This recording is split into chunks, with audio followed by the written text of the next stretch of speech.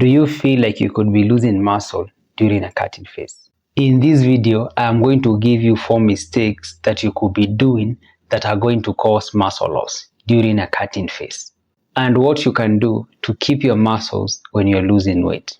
I learned these lessons from Radu Antonio, who in my opinion is the best fitness content creator. He is up there with the likes of Jeff Nippard. The best indicator of muscle retention when losing weight is strength maintenance. The amount of force produced by your muscle fibers strongly correlates with their size. Bigger muscle fibers lift heavier weights.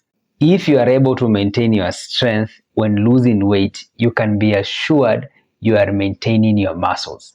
In some cases, you could be growing more muscle because you are lifting the same amount of weight at a lower body weight.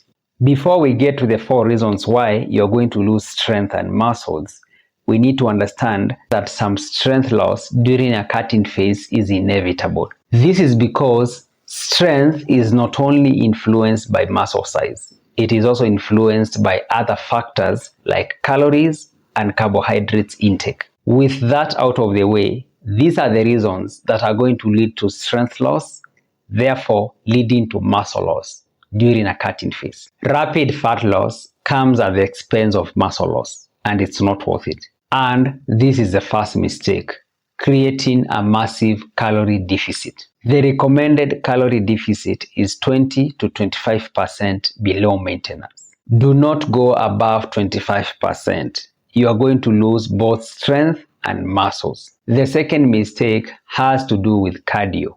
Strength training and cardio fight for the same limited resources. And we are lifters first, not marathon runners. Doing more than 3 hours of cardio weekly will interfere with your strength, which will lead to muscle loss in a cutting phase. Protein is the most important macronutrient for muscle growth and muscle maintenance. If you are getting less than 1.6 grams of protein per kg in a calorie deficit, then you are going to lose muscle. In this 2011 study, 10 subjects were put into a 700 calorie deficit and split into 2 groups. One group slept for 5 hours and 30 minutes. The other group slept for 8 hours and 30 minutes per night for 14 days. Both groups lost the same amount of weight because of the calorie deficit.